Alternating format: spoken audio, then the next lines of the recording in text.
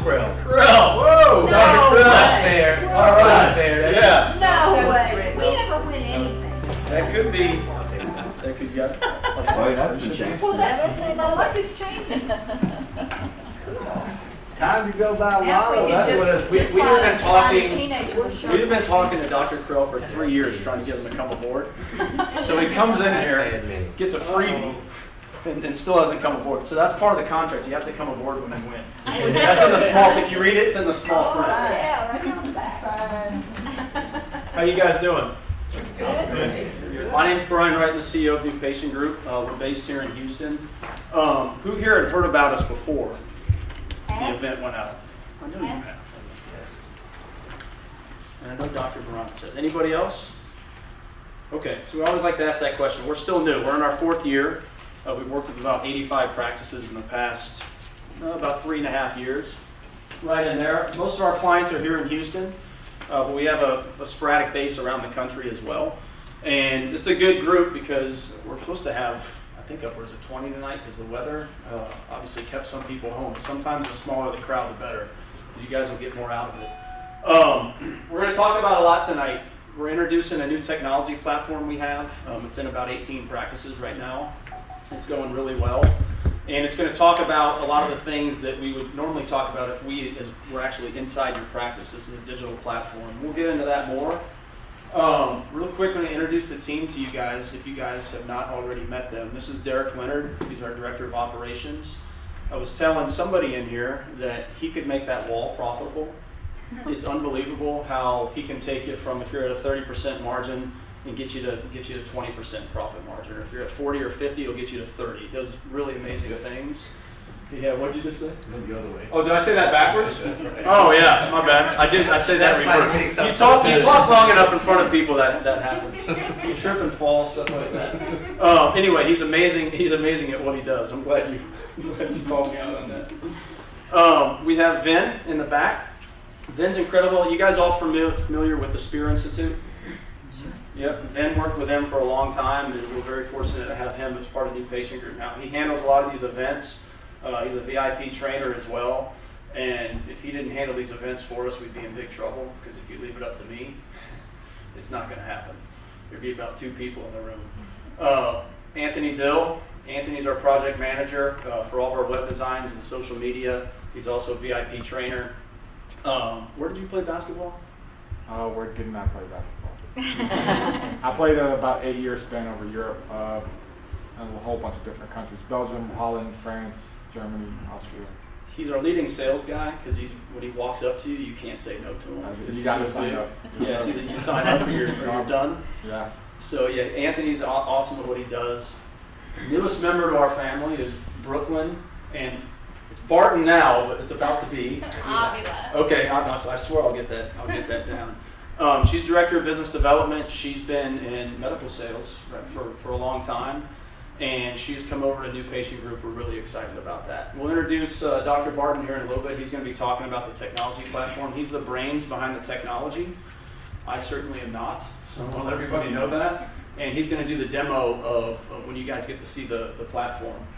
So we'll get started here. We are big as a company on the biology of the brain and consumers, because everyone in here is a consumer. And every time a patient enters your practice, they're a consumer as well. A lot of times I think doctors, treatment coordinators, and everyone else inside the practice environment forget that all a patient is a customer. That's it. Nothing more, nothing less. They have buying tendencies just like everyone else. So whether they walk into Best Buy, an auto dealership, or your practice, there's things that motivate them. There's things that don't motivate them.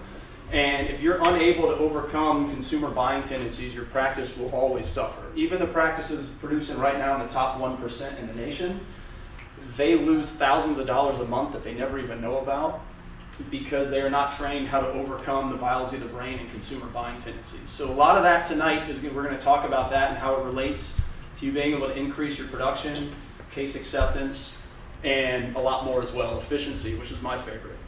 The more efficient you are, the more what?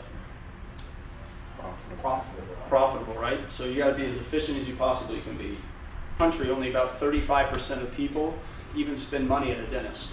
So right there, that's 65% of the nation that doesn't even spend money at a dentist every year. And it's a startling number.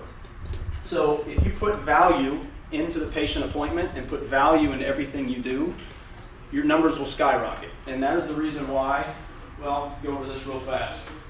Your competition, you know what I'm about to say right now, don't you? Yeah. Your competition is who? Don't say anything. Dr. Moore is a client of ours, by the way. Who's your competition?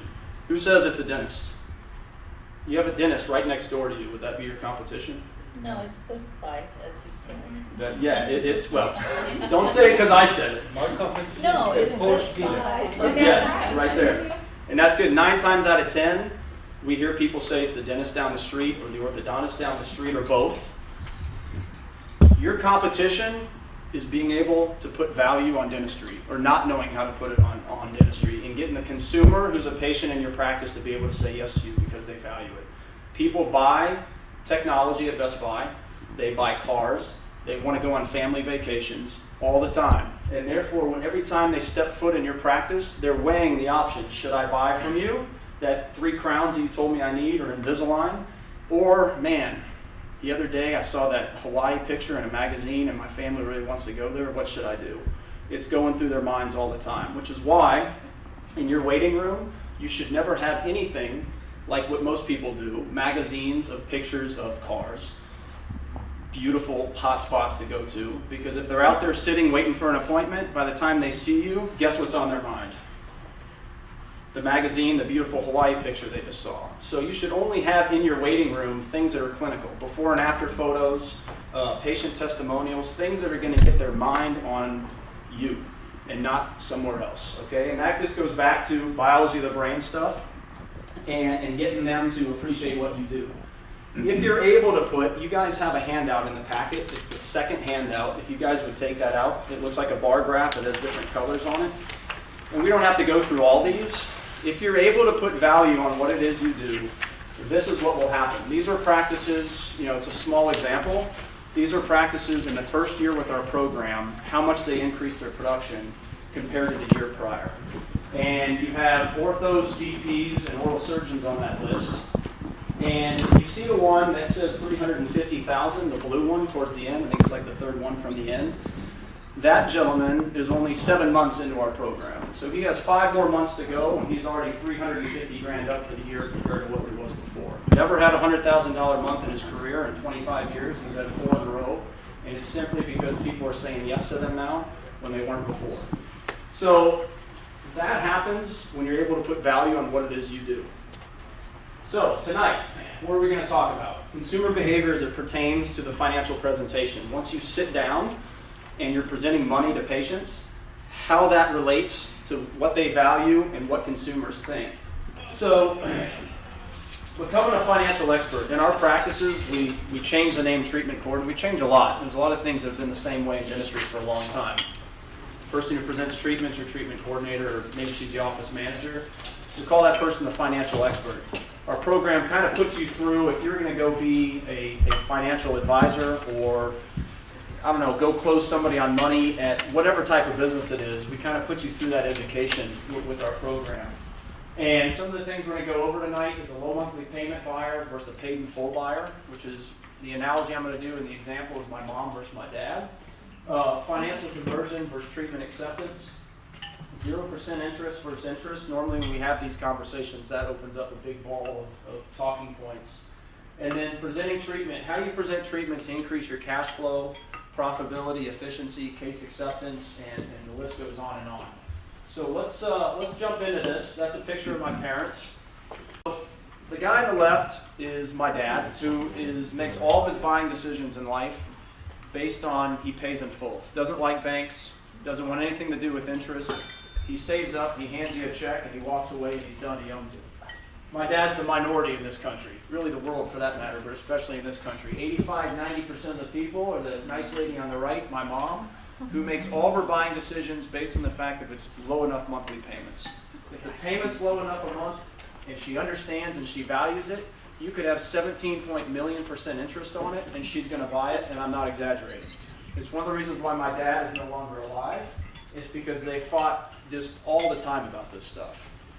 But the point is that every time you guys have a patient sit in front of you, they're either my mom or they're my dad. They either make their buying decisions on low monthly payments or paid in full. And until you identify what type of buyer you are dealing with, you cannot present money to somebody effectively. Doesn't mean that you can't have good treatment acceptance, but your financial conversion will never be where it is. Anybody know what financial conversion is? Treatment converts into payment or? Okay. Anybody else? No? So financial conversion is how much money I'm presenting to Anthony right now versus how much I collect right now, not over the course of time. So if I present $1,000 to Anthony and he pays me $100, I have a 10% financial conversion. If I present $2,000, he pays me $3,000, 30%. In dentistry, the national financial conversion rate is about 12.5%. It's very low. The acceptance rate's high, and treatment coordinators think that's great, which it is, but the financial conversion is extremely low, meaning the practice has to collect it over the course of time. You don't have the cash flow to go out and market yourself, and who knows if the patient's actually going to pay. So that is why financial conversion, among many other reasons, is extremely important. We'll get into that more here in just a minute. So financial conversion again. What was the national average? 12.5%. Do you guys think that's low? Seems low, right? And just out of curiosity, how do you make your buying decisions in life? Are you a low monthly payment guy or paid in full? Well, I try to do it paid in full. Paid in full, okay. Yeah. Okay. But it depends on how big should be the person. Right, that's true. So bigger than it gets, definitely looking for Okay. payments. $100,000 Mercedes, you just go and hand them a check? Not that, No. not that easy. Especially Mercedes, nowhere. No? Okay. What about you? Pretty much the same way. Yeah. Same way? It's a large cylinder. Okay. Okay. What about you? Paid for unless it's a house or a car. Paid in full? Okay. All right. Dr. Moore? This is going to be a 25-minute answer. Already. No, painful. You know what? Painful. Paid in full? It Okay. depends on what I'm buying, but Right. if it's affordable, painful. Paid in full? Okay. What about you, Beverly? You paid in full. Paid in full? Okay. That's just me, but I don't write the check. Right. Dr. Crow? Okay. This is the most paid in full buyers in one room I've ever heard in my life. We've been in rooms with 40, 50 people, and this is kind of it's kind of backwards. But also in the dental profession, or just doctors in general, regardless of whether you're on the, a physician or a dentist, a lot of the doctors are paid in full type buyers, and therefore their practices tend to present it to patients in a way that they would buy. And the problem with it is they buy the complete opposite of how the majority of the people buy. And it affects how their treatment acceptance is, their financial conversion is, and so on and so forth. What about yourself? Well, I would say the intention, obviously, is to pay in full. Okay. But the reality is making it fit your lifestyle. So Right. that becomes the monthly payment. Little monthly payment? Okay. All right. What about you? The same way. Same way? Yep. Okay. Yourself? Monthly payment. Monthly payment? Dr. Mahmoud? Depends. Depends. If they are paying, pay full. Okay. Nice. I've never got that answer. Never had that answer before. What about you? Definitely monthly payment. Monthly payments? You're paid in full. Yeah. Paid in full is on with her. Nice. So there you go. I mean, you guys can see what the buying tendencies are in this room. But it's important to know that from your patients, because if you're presenting money the same way to a paid in full person as you are to someone who that values those low monthly payments, you're going to get killed in your financial conversion, and many times not being able to even close people, period, that you otherwise would. Interest versus no interest. This usually creates a pretty big discussion. I kind of want to hear more about from the treatment coordinators than the doctors on this. But how do you guys feel? Do you guys present with interest plans to patients, or 0%, or both? Yes. Which one do you do first? I look at the patient and Okay. see if they can afford monthly, Okay. and there's a certain amount they want to afford monthly, they Okay. can afford monthly and they want to pay, then I go with the interest. Okay. For instance, if I'm offering care credit, I go with the interest. I Okay. tell them if you want to pay this amount per month and not more than that, so go with this plan. Okay. You can pay it in 24 months or whatever Right. and do it. Good. But if they want to pay it and they say, no, I want to pay it fast in Mhm. a short amount of time, I say, okay, we have this 0% interest for 6 months. Okay, okay, good. What about, or who presents treatment? I do. You do, but okay, We don't do like 24 months, we only do up to 12. okay, on the 0%? Mhm. Okay. Yeah, we Do don't you- offer anything over. Do you present with interest plans to the patient, or no? No. Why? You mean with interest plans? Yeah. I'm not saying you're right or wrong, I'm just asking why. No, like, are you saying like if I'm doing a treatment plan, I don't even bring care credit unless it's like that's usually my last. Your last option? Yeah. What's your first? Once. Just, I don't think we've done anything where, first option is just them knowing the treatment. Okay. Once they accept it, we have just, on the crowns, we just do split payments. Split payments? Yeah, Okay, that's pretty much it. so like 500, 500 type deal? right Yeah, there. just Okay, half upon start and half, you know. okay. What if the treatment was $5,000? What would you do? If it's something $5,000, I mean, we really are doing Invisalign. Okay, If it's an Invisalign case, Yep. we do the payments okay, for them. okay. In-house? Mhm. In-house? Okay, Yeah, all right. And then they work pretty good with the patients that we have. Okay, okay. Yeah, no, in-house is a good plan. What about you? Well, it varies, but if we're doing some implants or something, we plan the case. Mhm. If it's gonna be 6 months out and it's a lot of money, I'll Right. get them to prepay so they're paid before service starts. Okay, I would offer them maybe a 5% prepayment discount if Okay. they pay the entire fee at the time and schedule. Mhm. We do offer care credit. Okay. People haven't been using it much Okay. lately, and I don't know why, but I'll ask them if they, and I think it's cheaper I know for why. practice if you offer them the financing because you get paid more back, and I hate that 9.9% picky for the, 12 months same as cash that Right. they take back, but, I would do that as opposed to, you pay every month, whatever. Right. That's- okay, all right. So how do you guys present treatment at I'm assuming you're the doctor? No, I'm Right? not. You're not? No, Okay. no, I was new in this industry. So Okay. But to feel, I've been in this industry for about a month and a half or so. Okay, okay. It's quite new, but as far as we have done, yeah, we try to, again, depending, as you mentioned on the other side, that depending the condition the patient is, so Right. we try to go finance it in-house, or basically Okay. 0%, basically paid in payments. Okay, Lastly is basic care credit. So Okay. care credit, yeah, it's quite expensive, it's quite costly. okay, So that's the last option, but yeah, we try, depending how basically expensive the treatment they want to do. right. So based on that, we try to see if we can manage it in-house. Okay, How long the history patient has with us, Right. long history or short history. yeah, if you can trust them to make the payments or not? Yeah, absolutely, yeah. Yeah. So if they have a background with us, so we Right. take a little more risk on it. Okay, If not, so we try again, we should be care credit, or as I mentioned, pay in advance, okay, and then at least do 50%, and then we start a treatment, and then the rest of the after. okay, all right. Appreciate that. So are you guys more profitable or less profitable with 0% interest as a practice? Depends on how good. Theoretically, it should be 0% more profit. Right, so if More you, acceptable by the patient. well, if you offer 0% to a patient and they go with it, are you more or less profitable than if they went with a with interest plan? If they go with the interest plan, Mhm. it's more profitable for us. For the practice, right? Yes. Right. And that, we, from a financial perspective in practices, completely flip it completely on its head from a presentation standpoint. And again, it goes back to consumer buying behaviors, things like that. We hear about all the time about they're not using care credit or lending club or ours. We have a patient financing division as well. It's HCS.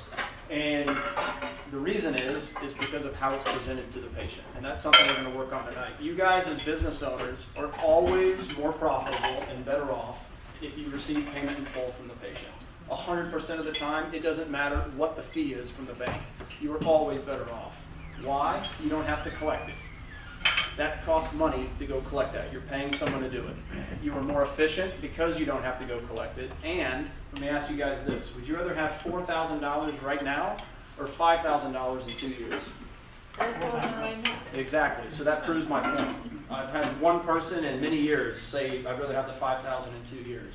So if you guys would rather have if you would rather, really? So if you would rather have $4,000 now as opposed to 5 in 2 years, why are you guys worried about the fee that Care Credit's charging?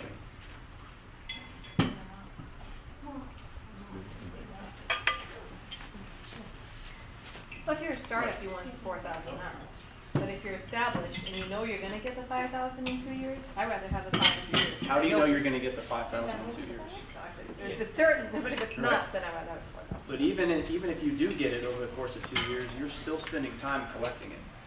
And therefore, you're less efficient, you're less profitable, and you don't have the cash flow that you would if they wrote you that check right now. Because what you can do, the downside of it, you have to be really smart with the money, because now you have a chunk of money that's not coming in over the course of time. But what does it allow you to do? It allows you to go market yourself, hire a new employee, maybe a better employee that wants more money than you were able to pay a year ago. It allows you to do all kinds of things that you can't do when you're getting low monthly payments over time. And the reality is, you're still going to have most people do in-house, so you're always going to have that money coming in on a monthly basis. But if out of 10 patients, you get 2 or 3 of them paying in full, and the other 7 are paying monthly, that's the best of both worlds. Good.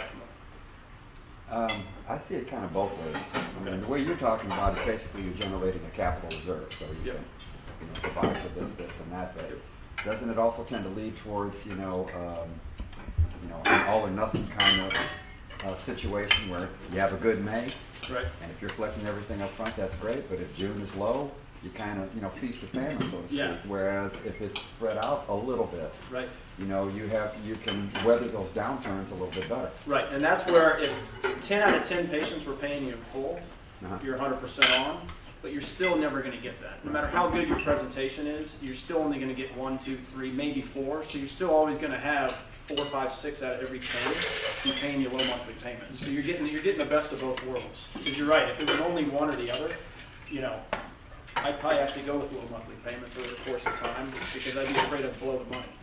That's just, you have to be really smart with it. So, again, for the people, because we hear this all the time, the fees, Care Credit charges, or whatever the situation is, why care about that if you pick $4,000 now over $5,000 in 1 year or 2 years? Those two don't fit together. And when you look at it that way, I think people start to they care a little bit less about the fee that Care Credit charges. The other one is 0% should never be the first thing you present to a patient, ever. Why? Because you have to pay more interest to Right. Care Credit. Yep. The Care Credit charges more of a fee. Our patient financing division charges more of a fee.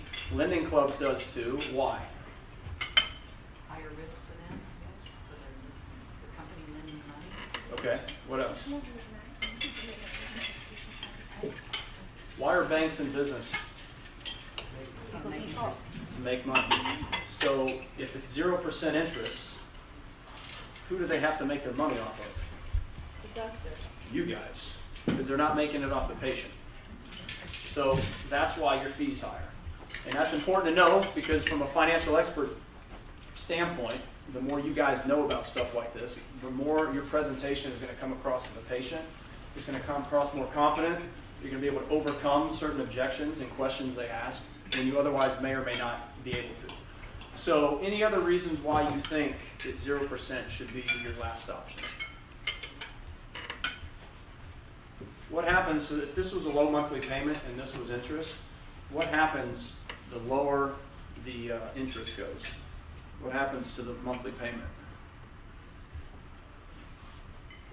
But what do you mean? So the lower the interest the patient pays, the higher their monthly payment. Right? Yes. So if they need low monthly payments, you could offer them $149 a month through Care Credit, and say it was an Invisalign case and it was $42.99, whatever it is.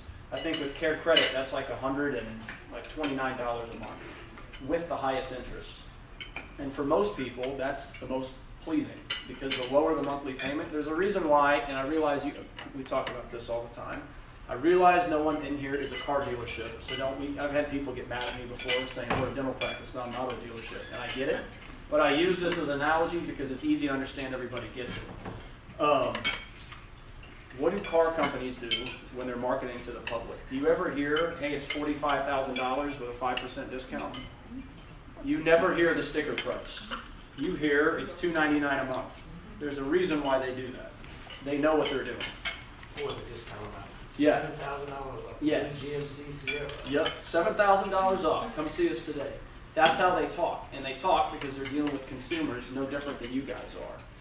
So it's important how you talk to them. So 0%, the other reason why it's the last option is 0% is the highest monthly payment for the patient.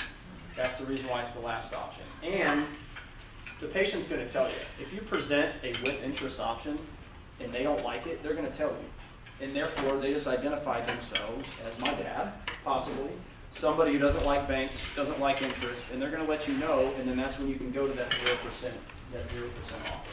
Before we move on, are there any questions on the interest? Does that all make sense? Haven't had anybody yell at us yet tonight.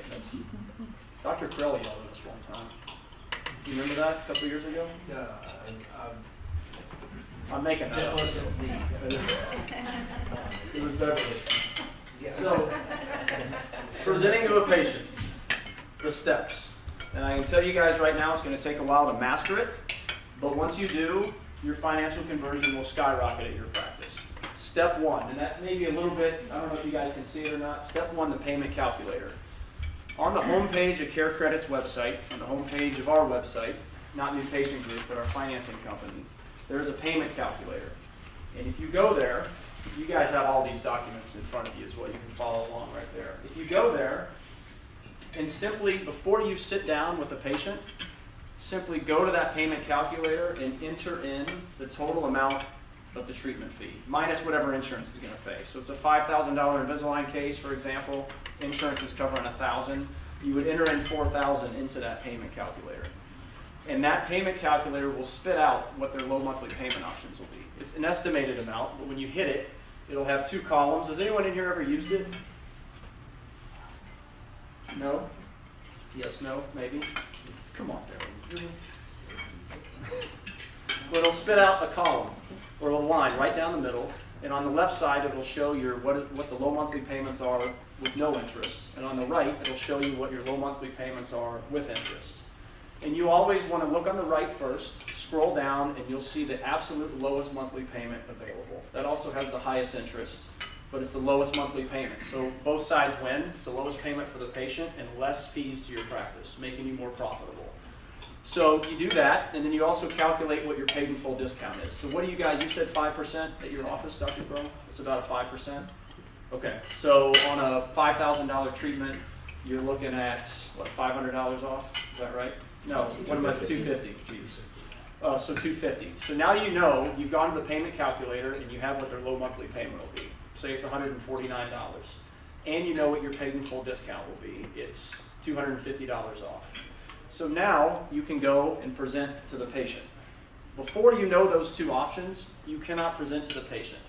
For this reason, you have to then identify who your buyer is. So the way that works is we use a qualifying question. And this is with no papers yet. So this is before the patient's seen the total price.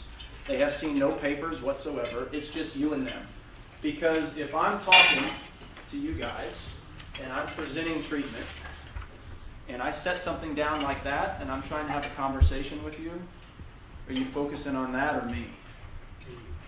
No, you're not.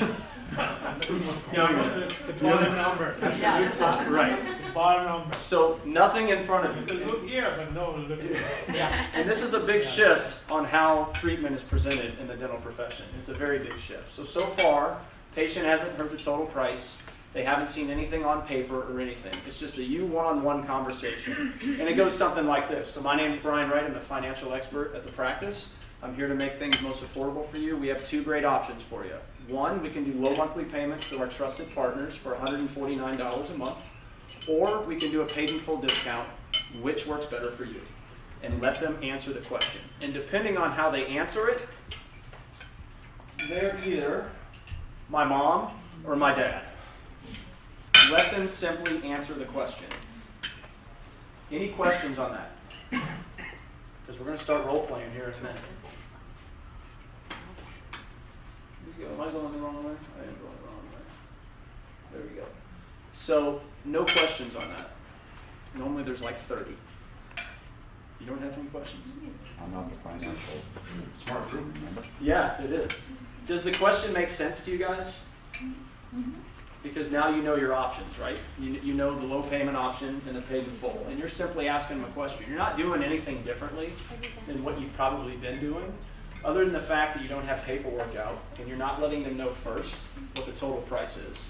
Because does $5,000 sound better than $149 a month? Which sounds better?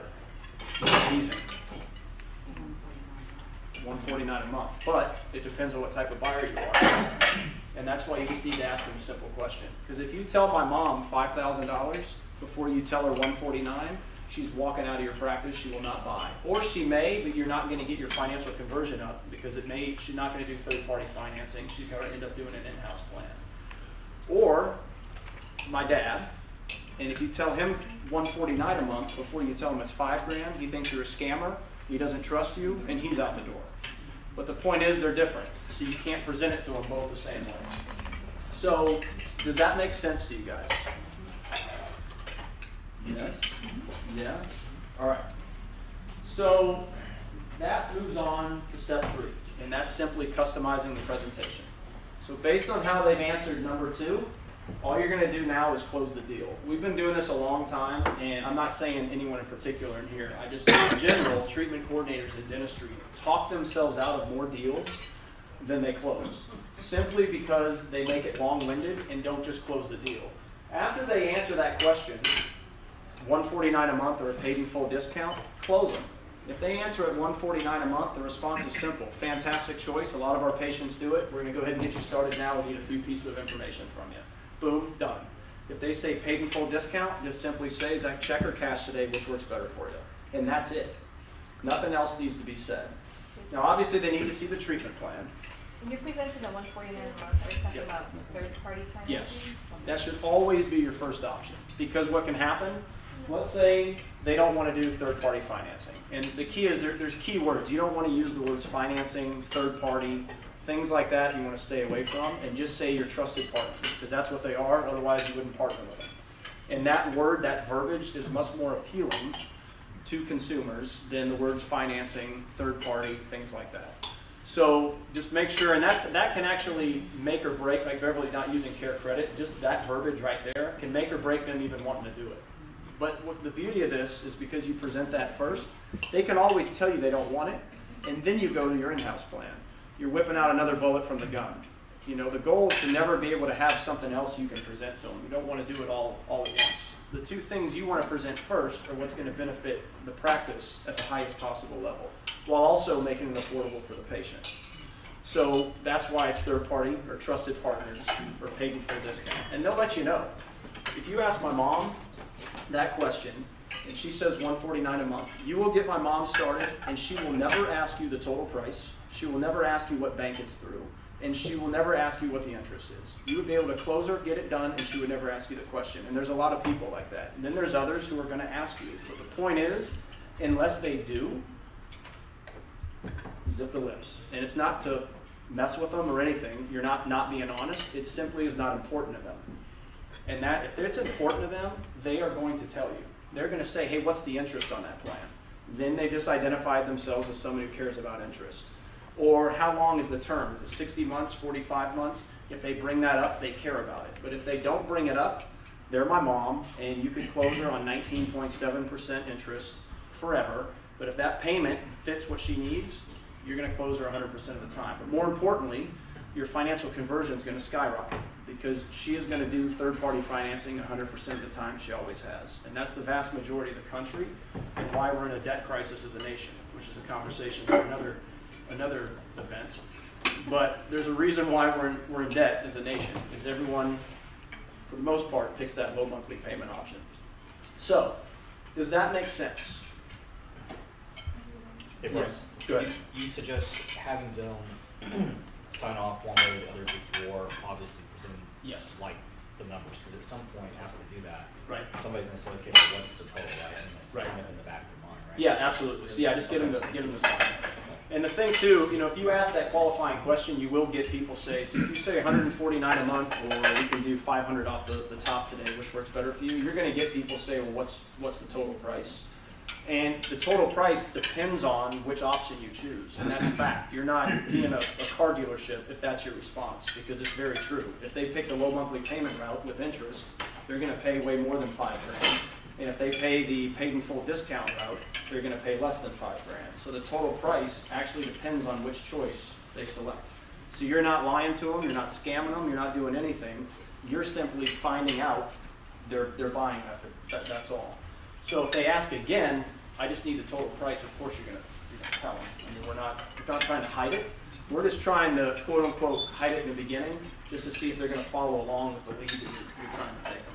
But yes, have them sign off on a form or something. Yeah. Does that make sense? Yeah? Okay. So treatment coordinators in here, questions so far, or financial experts? No. That's what you're supposed to bring one. Find me. We're trying to get you away from presenting money. Okay, I'm gonna jump Go in the ahead. role playing. Okay, go. You can't. You're not presenting money to the patients anymore. Okay. Because you still can. Not just a question. All right, Because in-house financing, I'm sure a lot of people do. Right.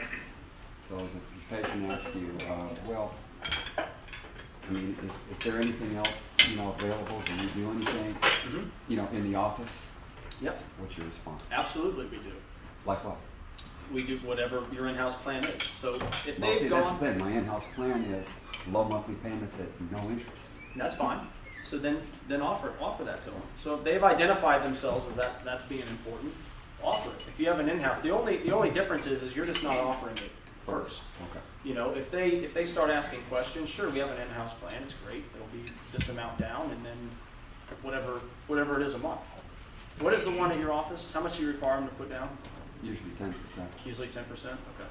Was that enough to cover the Invisalign bill? Nope. All right. So, I've got a question kind of off of his question on that. So, Okay. so what's the best accountability for that? So if you get into kind of like, say you're gonna, do it 12 months, and you Right. say, okay, we're gonna make, $150, dollars a month, 12 months. And say like, the patient's diligent about that first 2-3 months. Right. And then you get the 4th, 5th month, and you're having to call them, hey, remember, you've got them signing, and so you've got that up front, but down the line, I think that's maybe what kind of some people shy away from, because they don't want to snowball and have 10, 20, 30 plus patients do that. So, Yeah, not paid. yeah. So, and that's what's proven. The longer away from the purchase, whether it be a car or whatever, the less likely is the person's going to pay. So what I've seen from our practices in the last 4 years, and actually when I was in plastic surgery too, is the ones that just do the auto draft have the most success with it. Because I'm weary of any type of, even if it's a doctor, if they're not willing to do certain type of payment methods, because we get people not pay us too. We deal with the same stuff.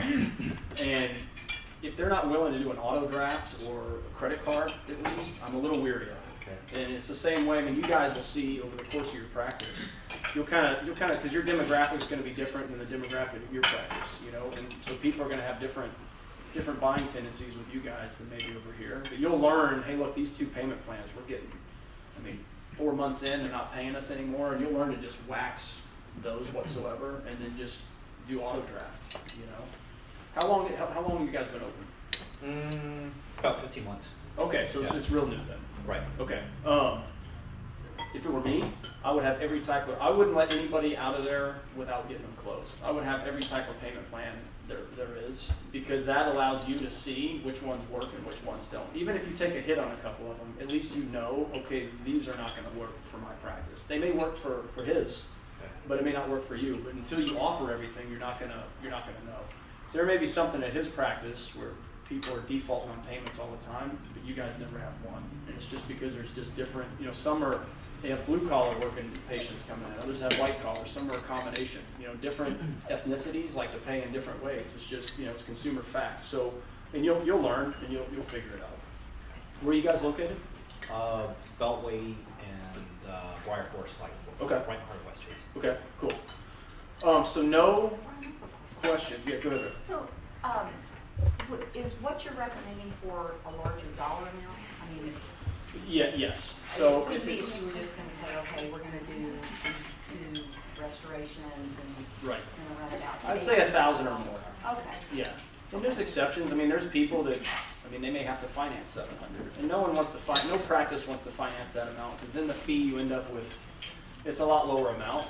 But you would rather get $600 and have them start treatment than not get anything at all and have them walk because that's the only way they can buy it. So what you're saying in the way you're presenting it is different than saying, oh, okay, this is what this treatment's gonna run, and then having them ask you, well, do you have a payment plan? Right. You flip So, it. okay. If you're So in control. presenting You're it asking as questions. Yep. That way their options, and whatever they take, then you run with that. Exactly. Yeah, and it's not, I think a lot of times when we do the events, this comes off better, I think, and maybe less threatening. Because when we're actually in the practice, we get fought on this a lot. Like it's 3 to 6 months minimum to even get the treatment coordinators a lot of times so you can start doing it. And it's just, like, if you're surrounded by the rest of your, how big's your team? 4. 4? Okay. Well, let's just use that example. So you have 41 team members surrounding you, and we're like out in your waiting room, and this was being presented. I think people feel attacked. Like we're coming across saying you've been doing it wrong for the last 2 hours, and that's not what we're saying at all whatsoever. It's just flipping some things around and doing it based on the consumer mindset. That's all it is. It's got nothing to do with saying, hey, you're an idiot, you know, or you've been doing it wrong for however many years, but nothing to do with it whatsoever. It's just making a few tweaks, because really you're doing this already. Yeah. It's just removing the, hey, your treatment is this, how would you like to pay type part, and just asking them a question. Because I think on the Invisalign, the way that that's the only stuff that we have really, I mean, office is too new. Right. Dead. That's right a now. huge, But Invisalign, it's just, again, the loyal patients that we know, or that they know. And it's an agreement that they sign, and Okay. I always get like 2 forms of their debit or Right. maybe credit card on file. okay. And the agreement is, you know, that we do every month on a certain day. And they have the option to pick either the beginning of the month or the 20th of the month. Okay. And that I kind of just do it every month. Yeah, good. That's the agreement on it, and I haven't had any problems with it. Okay. Do you manually run the card? Yes. You do? Okay. Yeah, so I know that it's a higher, I think it's the higher interest fee. Fee that for we you pay. guys. Yeah. Yeah, because it's, yeah. Yeah. We run into the same issue. And I told him that. I Yeah. said, Yeah. you know, they charge us more when I have to. Yeah, the fraud goes up because you have access to their card Yeah. to do whatever you want Yeah. to. Yeah. Yeah. So therefore, So, yeah. yeah. And plus, it's good. Good. Sorry. Oh, you okay? Good. You good? So what happens when they close the cards, when they don't pay you, Right. and then you have no way of getting the payments? Right. Well, and that's again the beauty of third-party financing is you never deal with that, Yes. right? But there's still, you know what? There's always going to be those. There's always going to be those people. And part of, like our programs, not what I want to talk about tonight. I mean, it makes sense right now. Our program weeds out those type of people in your practice. Like our program, if you're looking for 100 new patients a month, we're not the company for you at all. If you're looking for the right kind of patients every month, we're the company for you. Because our whole program, whether it be, you know, how to put value on every step of the appointment, it attracts people that value what you do, appreciate the clinical experience, appreciate just the whole patient experience start to finish, and are willing to spend more money because of it. And they refer people like that. We are not a company that just drives you price shoppers. If they're price shoppers, our marketing techniques, it drives those patients away, which is exactly what you want. And sometimes it's hard to tell doctors, yeah, we specialize in reducing your new patients 30%. And they're like, what? You know, but we do it because I think everyone would agree you'd rather have 3 high-quality new patients in a month than 10 that are going to do nothing but skip on their payment, no show the appointment, show up late, and those are also the same people that go on Google and write bad reviews when it wasn't even your fault. You know, so you have, it's the same way we divide the patients. It doesn't make them bad people. But if you have nothing but price shoppers coming in a year, 5 years, you wake up to a practice as a disaster because they just come in your door and they go right out the next the second someone else offers something cheaper. So you got to have a patient database filled with value shoppers is what we call them. Because if someone else offers cheaper, they're not going to leave you. They're going to keep on coming back even though they know you're more expensive. It's just like a fine dining restaurant as opposed to maybe a chain restaurant. You know, there's usually a different type of clientele in those. Doesn't mean one's bad, one's good. It's just the business model's different. That's all it is. So I don't know how we got on that. Oh, because you asked the default. Did you have an answer to your question? Or were you asking a rhetorical question? Yeah. Yeah. What was Yeah, it? because I had one experience. The patient gave me credit card and you can run it. Two credit cards, Supporting yes. each other. Okay. The first didn't support the second. Yeah, Okay. so none of them No. worked. And then I called and we're closed. And then the patient filed bankruptcy and there's that. And I'm never doing it again. Well, so you're talking about the in-house plan again. Yes. Well, how many other people have you had on the in-house plan where it worked? I don't have any except for ortho, Okay. and they have to pay me a down payment. Okay. And then I usually don't go more than 6 months, Okay. and they pay me each month that they come in. Okay. So, And that's worked out pretty well? yes, and if they don't pay me, their ortho will not finish. Good. Okay. That makes sense. I mean, as long as, go ahead, Dr. Phil. You were talking about auto draft. Uh-huh. Now, is that, The play button out there. would that have avoided her issue of having the cards closed? I mean, I'd be lying to you if I gave you an answer on that. I mean, it maybe, or maybe they closed the bank account too, being smart enough to know she was about to hit it with an auto draft. I didn't know you That's could what I was close the bank Yeah. account that you had an auto draft on. Say that one more time? I didn't think you could close a bank account that you'd set up an auto draft. I think you could probably close any, yeah, anyone, because it's your checking account. I mean, once you shut it down, then, or even if you don't shut it down, you just take the money out of it. You know, the money's not gonna come through. So, although there's some banks, the way, our Chase Bank, our business account, if I mail you a check today, it automatically takes it out of the account before it even gets to you. And then there's other banks where they wait till the person actually cashes it. So, I mean, I don't know, but who knows? I mean, I'd like to think it would take care of it. Yeah, I don't think case, my share with you, I'm not sure anyone else has experience or not. With those not having the signature on file, they can go and dispute the check. And then they say, there's no my signature, so that Yeah. wasn't mine. That's a good point. And yeah, we paid extra $2,000 for it. Because they win, there's no signature. Yeah. So there's Well, a risk well, the there. agreement that we do is, it literally says it on there. It's an agreement that they're doing, and I know what you mean, that they're not Yeah, there. we do have that too, but when they take you over there, they say, wait, I didn't make these charges, and there's no signature on file, so, and they take you to court. There's nothing. Yeah, that's why I said loyal. Or not, Yeah, court so, or not, all you have to say is that you weren't satisfied with the service. Yeah, Yeah. that's true. Your business Yeah. has to credit that back, Yep. even with the auto draft. Yeah. yeah, we got burned out with that. Yeah, I bet. And you have to keep those things forever. We had somebody call, I guess they forgot they had paid, and it's a patient I've known forever. I had to dig back into the 2014 records and give her a copy of what she had signed. And Right. I don't know if she was being audited, who knows, but, you have to keep that stuff. Yeah. Yeah. Just keep it. Never get rid of it. So, any other questions? So you guys will see a little test there that you got there too. I think it's the last page of everything in there. So it's after step 3, there's just a few questions.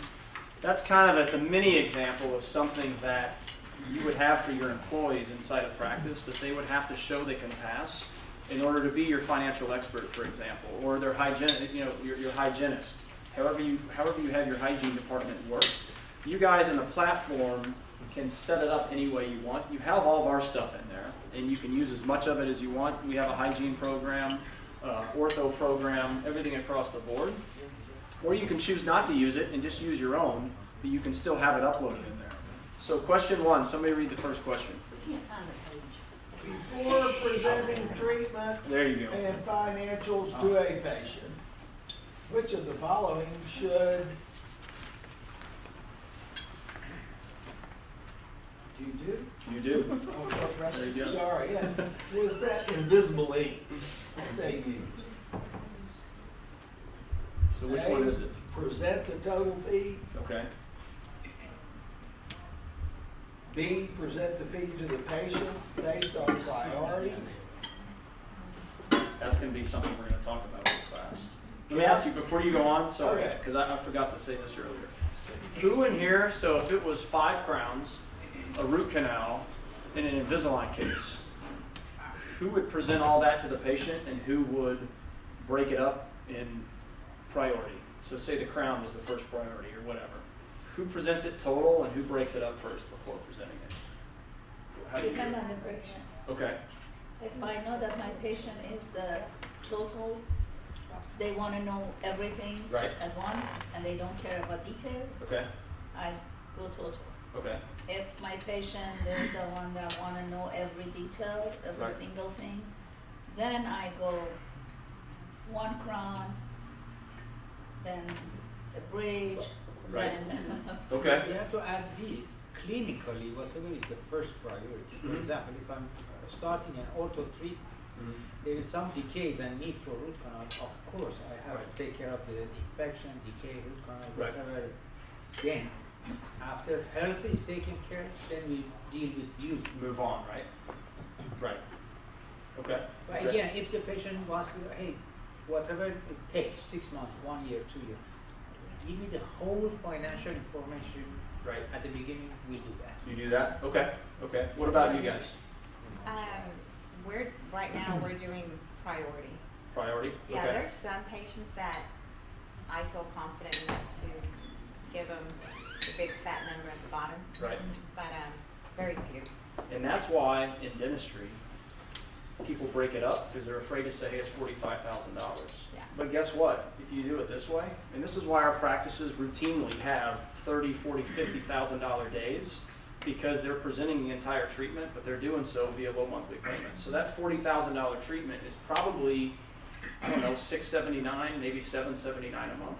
Now, are you gonna also tell us how you're getting everyone approved? Well, that's a whole nother, yeah, that's a whole, That's we're a not gonna have whole- enough, right, so I'll say it real fast. If they fill out an They're like, application. Laura said, you told me $149 a month, and now I can't get Right. what you promised. Well, but the thing is remember, that's happened to them everywhere they bought.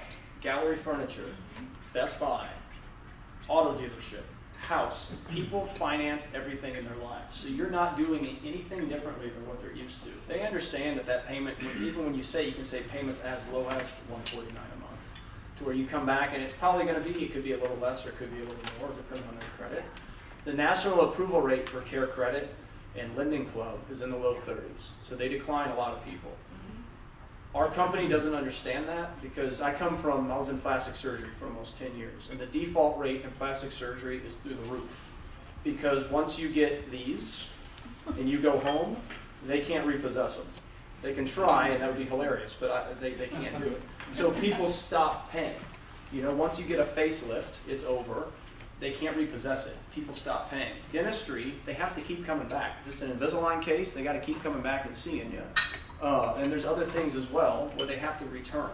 So the default rate in dentistry is extremely low, yet the national approval rate is only in the low 30s.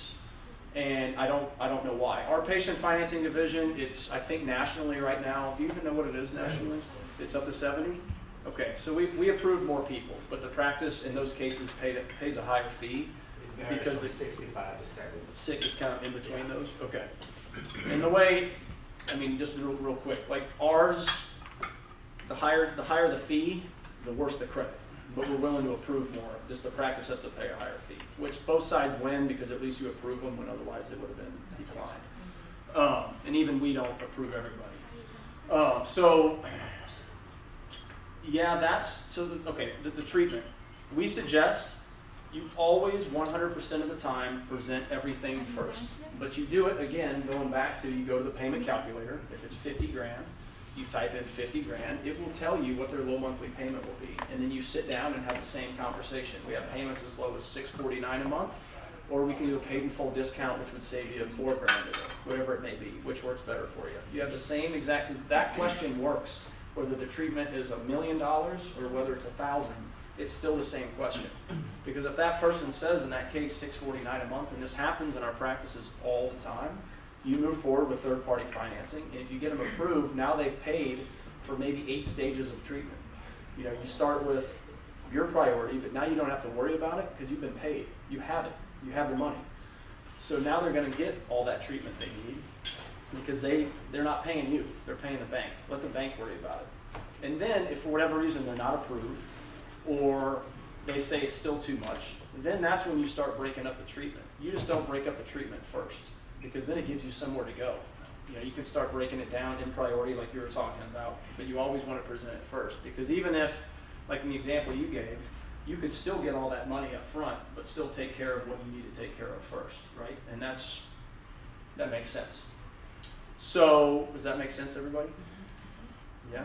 Ben, go ahead, Ben. I just wanted to interject on that, because working, for those who do know Dr. Frank Spear, one of his #1 seminars that he talks about, if you've ever gone to Scottsdale, Arizona, to the Spear Center, is the art of treatment planning and case presentation. And it pretty much mirrors exactly what New Patient Group talks about, which is doing a full comprehensive treatment plan when a patient sits in your chair. And your job as the dentist, as the professional, is to tell them everything that they need to do in order to get that confident smile that they are happy with. The financial expert's job is to find the best solution to get them there.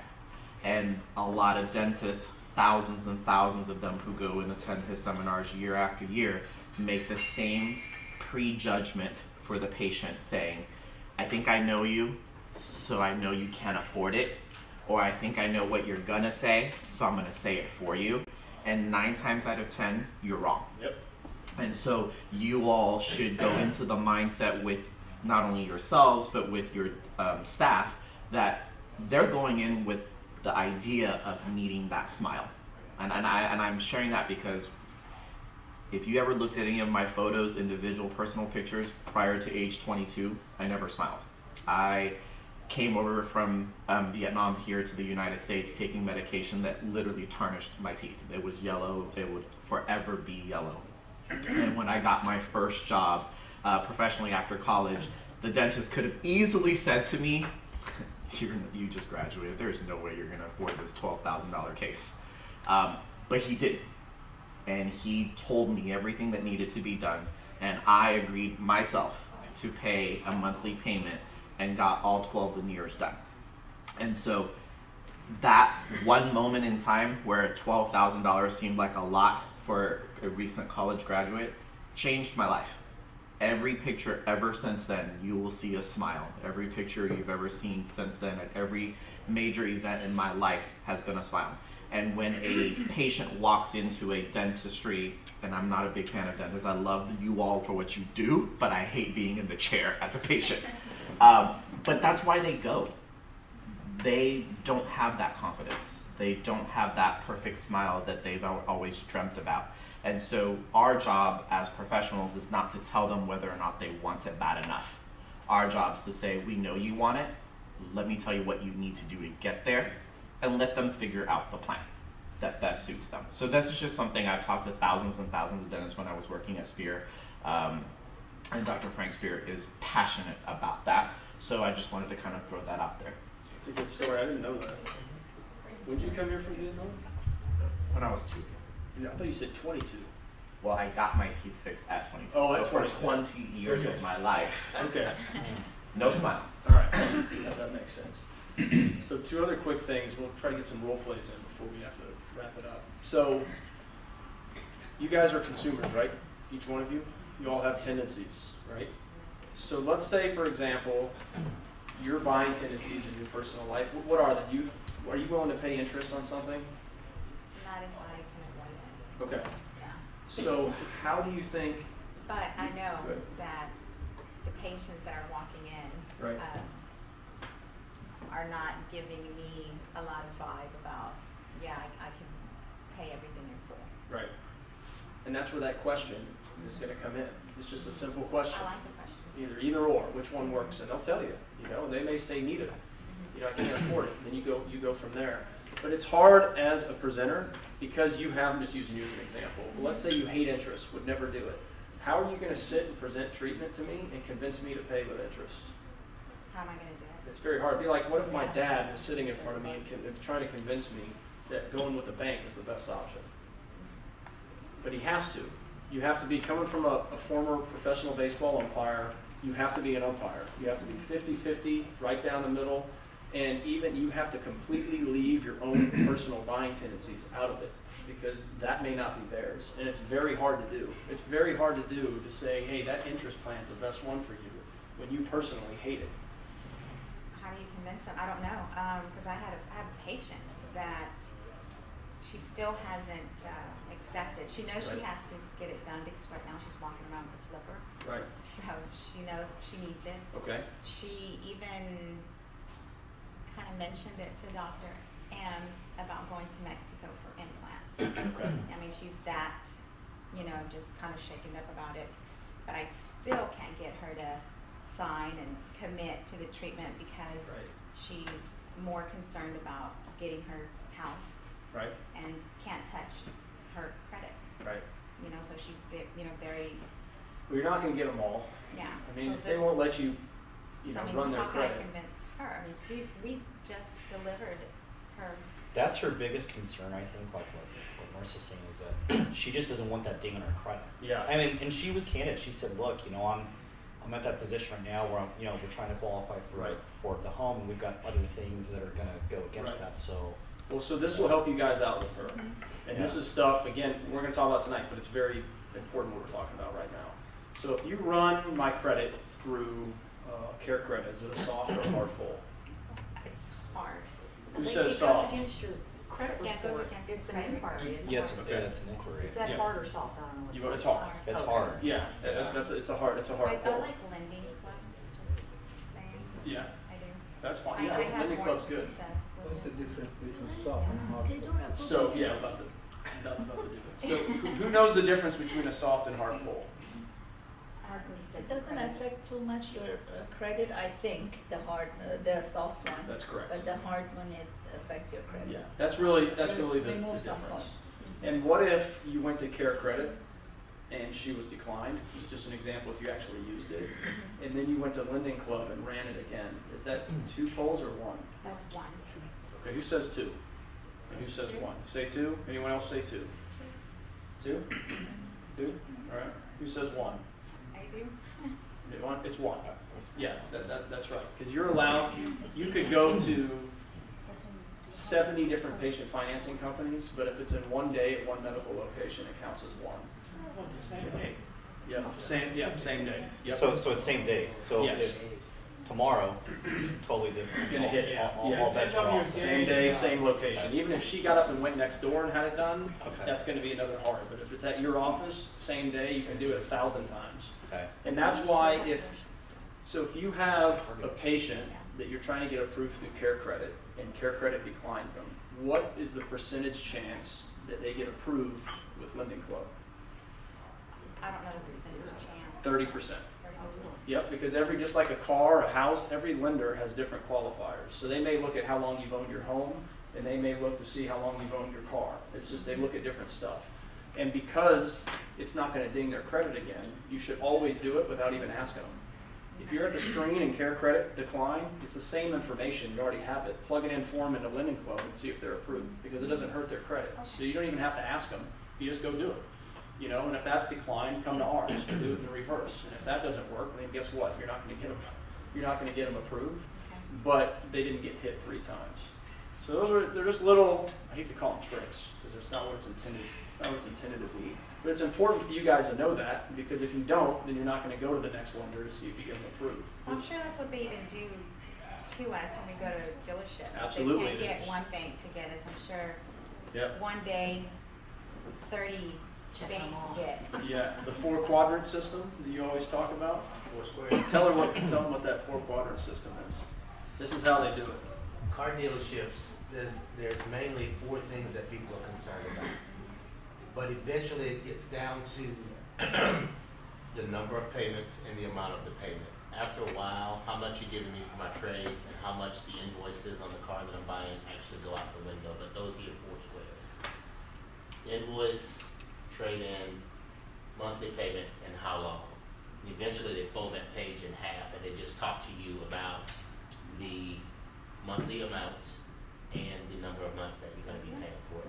And to your point earlier, once they get you to agree to that, they take it in the back and they run you through every single lender available to them until they find somebody to give you that car at that price. And does that count as a hard hit every time they do it? Yes, it does. So multiple. It's a little bit And car different than a car dealerships is dealership, different than right? medical and dental. Yep. And if we've turned them over to IC Systems or another collection agency, it'll, at least for 7 years, show up on their Show up on the report. credit. They didn't pay their dentist. Yep. You know. Yep. Absolutely. So, who wants to be brave and role play this like you're presenting it to a patient real fast? So we'll do an Invisalign case. Oh, if I'm presenting it, Yeah, let's say it's $5,000 an Invisalign case. Who wants to be the one presenting? do I have to calculate in my head? No, we'll just make it up. Yeah, just do Can we a do 10% 4,000? discount. So that's one thing. So instead of telling them that it's a 10% discount, tell them what the number represents. So if 10% is $500, getting $500 off today sounds a lot better than getting 10% off. And it's the same thing we do. Like our average doctor grows about $265,000 year one. That's average. We have some that do 80, we have some that do 420, but it averages out to that 200 and some number. That sounds better than 30% growth, because 30% growth to some people, you don't know what you're basing it on. I mean, they could be doing nothing when you showed up. So I would hope to God you grow at least 30%, that type deal. So the actual number sounds better to people. So present 500 off as opposed to 10%. Or say 10%, which represents 500, and say both as well. So you want to do this? Am I, okay, so are we doing like am I giving you like the big number? You Am don't- I No, remember, saying- what's step one? Yeah, that's what I was saying. Am I gonna be reading what step 1 is? Are you this or you that? Well, step one, you got to go to the calculator, right? Uh-huh. So that's before you even sit down with them. So let's say that calculator told you it was 149 a month. We'll just use that as an example. Okay. And then your paid in full discount at the office is what? $4,500. Well, that's a huge discount. Oh, that's- $4,500 off in cash? No way. Well, I mean, if we're using paid in full, like, let's just like 5%. Okay, all right. Let's just, yeah. Okay, so 149 a month and 250 off Or if you or paid in 250. full. Yeah. So that's step two is that question. And it's awkward at first. It's gonna be. Yes. It's like riding a bike, just getting yourself to do it and it'll be How's like, okay, where is it? it's on step 2, which is, I think it'll say step 2 You at have the to top. introduce It'll either yourself say, to the finance yeah. And see on the platform you'll have to test to be able to test her to see if she knows this stuff.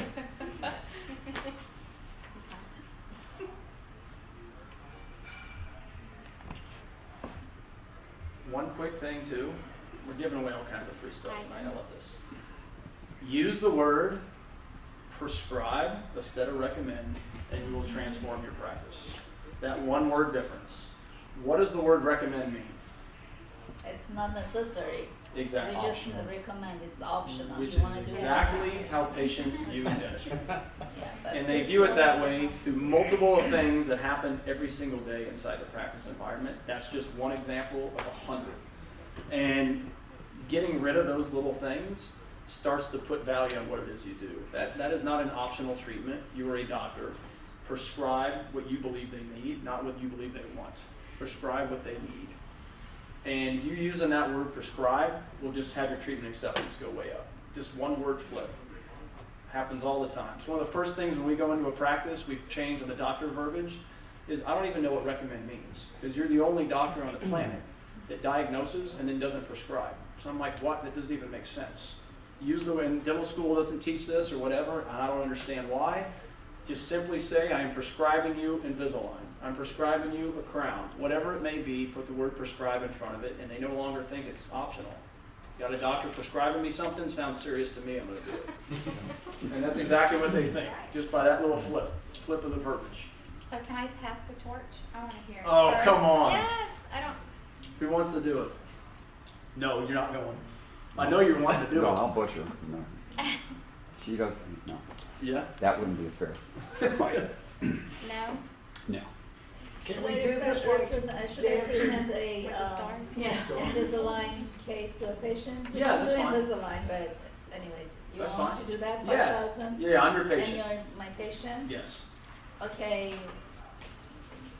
Brian. Brian. That's okay. Yes. My own Because team I forgets like my to name, so it's all name good. people, my patients when I talk to them. Okay. I say their names.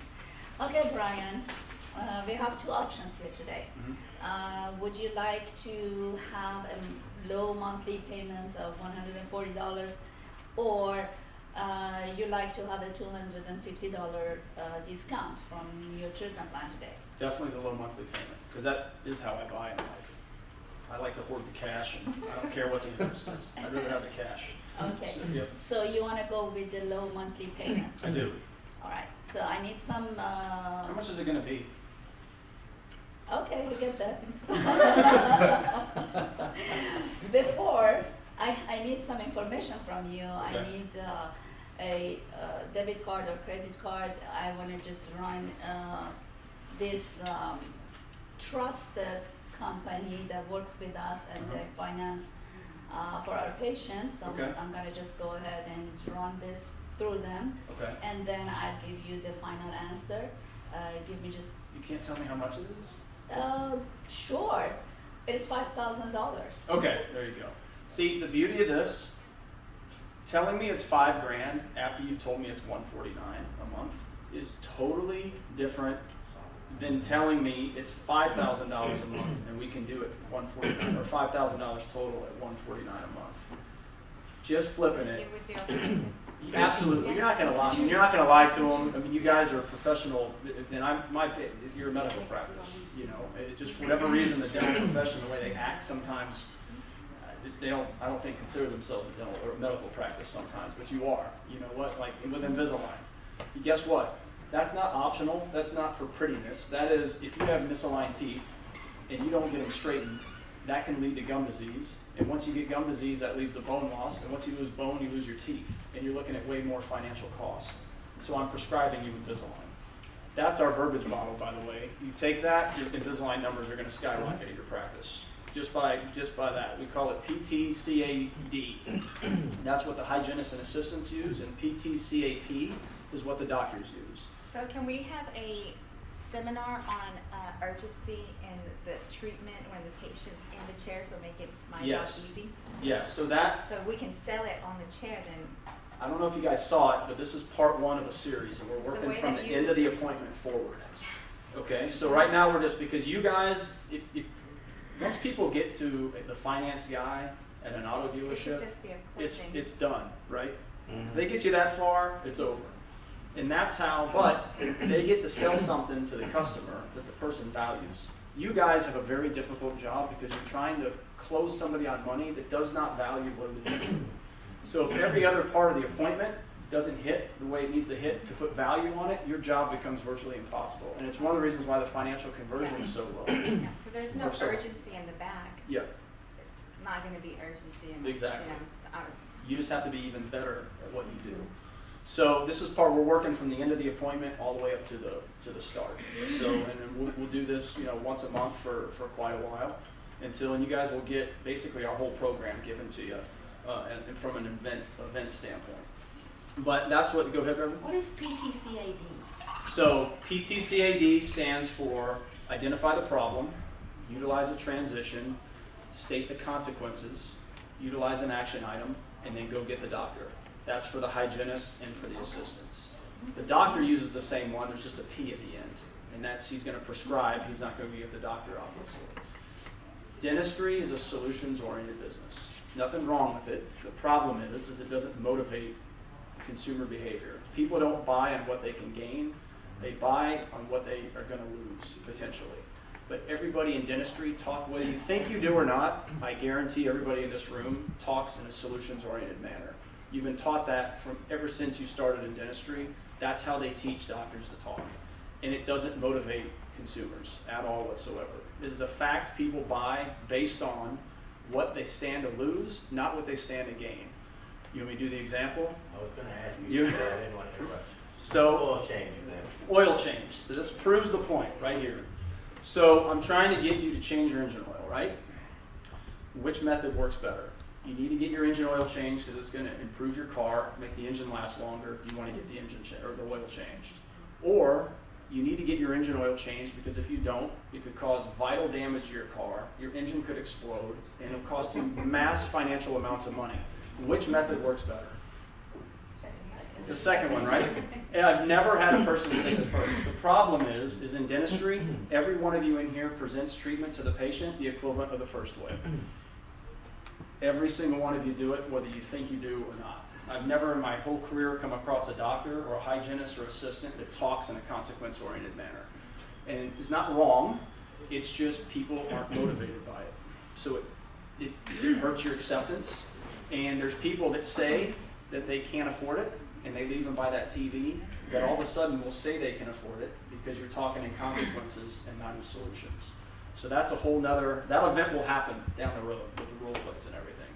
That's why our Invisalign business skyrockets, because you just change the verbiage model to that, and people who didn't see value in it before, now they see value in it and they buy it from you. Just doing that, and that's it in the practice, numbers go up. Just the verbiage model, that's it. So we still haven't role played. You guys are, oh yeah, you did it. That's right. We need one more. One more role play, and then Brooklyn's going to do something. Can you, Dr. M? No, he's not presenting treatment. He does sometimes. You are? I can hear him in the back. Dr. Moore, you guys should hang out. You don't want my acceptance. So you don't want to go? No, I'm scared. It's okay. You can mess it up. That's what we're here for. Beverly said she'd give it a shot. Beverly said that? Okay, go So we ahead. going on the same, okay, so,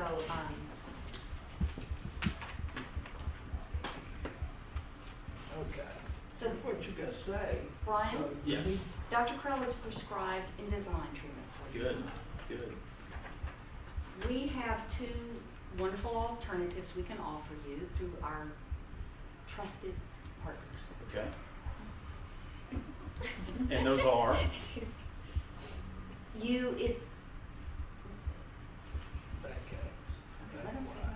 So, we could either offer you a monthly payment plan Okay, around as low as $150 a month, okay. or we could offer you $250 off of your total treatment today if you wanted to pay in full. What's the, good job by the way, what's the total price? The total treatment for the Invisalign should run $5,000. Okay. So which of these Can't would afford work that best monthly. for you? Let's go monthly. See, you nailed so good. And there's tweak. The more you do it, it'll just kind of flow. Yeah, your face won't just go. Yeah, When you're exactly. talking. But don't be afraid. Like when you created this company, the fear was because we don't look at ourselves as consultants, but we're still bunched into the same group. So after a while, we just stopped fighting it and said, okay, we're consultants, I guess. Most consultants have good ideas. Most of them. The reason why a lot of times it doesn't work is that they're not implemented properly at the practice. And a good book is not a good book if it just sits on the shelf somewhere, and we're all about making sure you implement it. In some practices, it takes 2 years to see success. Others see it in 3 months. It varies based on how good the team is, how good the doctor is, how willing the doctor is to change, and the list goes on and on. But I forgot what I was talking about. That's on video too, by the way. Hey there. Coaching? What were we just talking about? Oh, That happens all which the time. would be when better talk for about- you? You suggested the monthly payment plan? Yeah, but how we got into something else. I guess it wasn't important. Role playing. Yeah, the scripting. Yeah, Scripting. the scripting. Don't be afraid. You ever had a waiter walk up to the table and read the specials from the deal? Do you think he's an idiot? He's not, right? He's just reading it. Don't be afraid to have that and read from it. Do it until you get used to it. There's nothing wrong with it. The patient's not going to know, oh, man, she's reading from a script or something. It's not what they're going to think. They're just going to think that you're looking over their treatment plan. So don't be afraid to just sit there, and read it for a few times and do it for a couple weeks until you get it down, and you're going to make it your own. Because we don't want to turn you into a robot. You're going to make it your own. Suggesting after we run the payment calculator that we talk with them holding this, or show them and then say, or, So the idea, they're going to have to fill out their own information. right. So just hand them the application to get filled out. We'll turn the computer and they can I'm just just fill talking it about all out. those numbers on the side. I mean, do we show them all of that? No. Or just say this is That's as the way low it's been as done this- in dentistry forever. Okay. So people, I think, feel like they have to. You don't need to show them the breakdown of anything. They can see, okay, I have Invisalign and 2 crowns. It's So you're saying like $7,000. based upon the treatment that the doc or the team in the back wants to present, when Right. it hits the financial coordinator, then Right. they look at that number, then they go to the calculator and go, okay, so what's the lowest bottom dollar I can give this patient before Absolutely. they go and open their mouth and say, hi, I'm so-and-so, Right. this is what we can do. Yep, absolutely. Okay. That's exactly what So it when is. you Go ahead. ask the total fee though, isn't it, would it be misrepresentation by saying $5,000? Because if you did take that monthly payment at $149 It'd for be more, $5,000 right? treatment, that's like 3 to 4 years. And Yeah. my understanding is Skyrocket has got a really high interest rate after 12 months. Well, if you do 0%. So if you do, I don't know if you guys know this, but if you do a 0%, whether you buy a piece of furniture or you buy your dentistry, you're allowed a certain amount of months to pay it off before interest goes into effect. So if they haven't paid it off in the 12 months and it gets to the 13th month, the fee, the interest rate just skyrockets. But that's everywhere. Care Credit doesn't do it any differently than every other bank in existence. It's exactly how it They is. did get hit with a class action lawsuit because Oh, of they the did? Securities and Exchange Commission. So they've changed a lot of the way that they do that. The reason for that is what would normally take 3 years, if you don't pay it out within the allotted time, it literally ends up being an 8-year loan. And you're paying interest on everything. Yeah, because Yep. they do interest on the total. Yeah. So that's Yeah. like compounding. And I- Yes. Or- Yeah, and they have something, it's called Okay. accrued interest. All of the interest that you didn't pay in the years that you were supposed to pay it, when you don't pay that out in that allotted time, not only do you get penalized, every interest amount that wasn't paid, it's called accrued interest, gets added to the loan, and the interest rate goes through the roof because you're now a credit risk, because you didn't do what you said you were going to do. So what was supposed to take people 3 years took them an extra 8 years, and the Securities and Exchange Commission got involved, and You're getting that platform. they actually had to change several things that they were doing as a result of it. So, but like Brian's saying, it's not just Furniture companies Care do that. Credit. You know, they'll offer 0% for 5 years. Yes. But if you read the fine writing, if you don't have that paid off in 5 years, they start charging interest on what the total amount was If you 5 years stop your previously. TiVo and you read the fine print, it says so at the very bottom. But then You know, this is if you pay it out within the allotted time. 0% interest with a big asterisk by it, and the asterisk says this has to be completely paid in full.